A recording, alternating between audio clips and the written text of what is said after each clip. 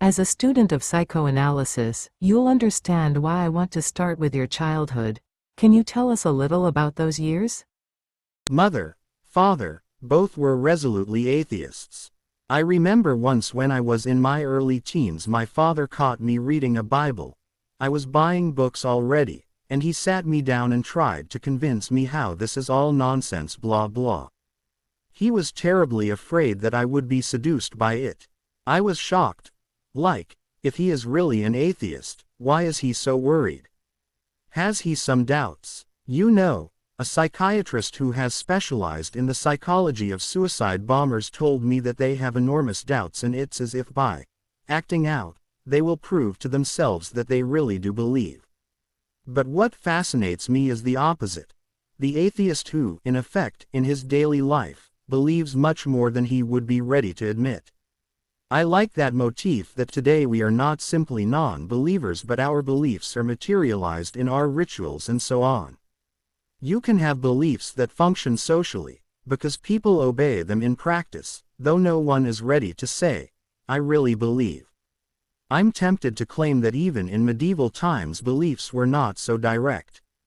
Maybe this believing in the first person, I, in myself, believe, is something that early modernity, Protestantism and so on, brought about. My Jewish friends all tell me the same story, that when they were in their teens they went to their rabbi and said, I have a problem, I don't really believe in God. And they all got the same answer, why are you bothering me with your inner turmoil? I also don't believe. My duty is to teach you to follow the rules. There is for me something almost beautiful in that. This is maybe what marked me so deeply. In my teens I read a book I quote often, Aldous Huxley's Grey Eminence, the story of Father Joseph, who served Cardinal de Richelieu during the 30 Years' War. Politically, he was utterly evil, unprincipled and ruthless, but now comes the surprise. Every evening when the day's dirty work was finished, he engaged in the most beautiful mystical reflections. There is no doubt, he had authentic experiences at the level of, if I may be slightly obscene, the big hits of Teresa of Avila and John of the Cross. How is this possible? So, from the very beginning I was against this notion of a religion of inner truth. There is an ethical void at the heart of it. And, you know, sorry to interrupt you again, there is a book by a Buddhist monk called Zen at War, which is one of the most edifying and at the same time terrifying books I have ever read. It describes how the Japanese Zen community supported the war effort in the 1930s and 40s, and not only supported it but justified it. For example, in the late 30s D.T. Suzuki, the great popularizer of Zen in the hippie years, tried to convince the Japanese authorities that a minimal Zen training can be of immense help in training soldiers. Let's say I encounter you on the battlefield. I have a sense of decency, how can I kill you?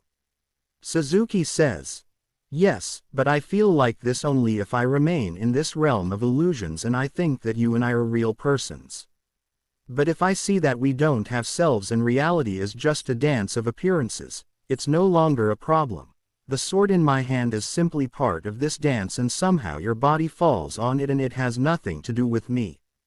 Isn't there something terrifying in this, that you can both have a deep, authentic spiritual experience and be a ruthless killing machine? And then, during the wars that followed the breakup of Yugoslavia, I arrived at the formula, no ethnic cleansing without poetry. As I said, it's difficult for most of us to kill, and so we need a strong poetic, mythic or religious vision to do it, no. So, the only solution that I see is that of the three religions of the book, Judaism, Christianity and Islam, which is this turn against inner experience. This is how I read the iconoclasm of Judaism. Why should we not paint the image of God? Not simply because God is way beyond our representation but because God is present here, not in our shitty meditations but in how we treat other people. That is what matters. Not your inner belief or whatever but what you enact.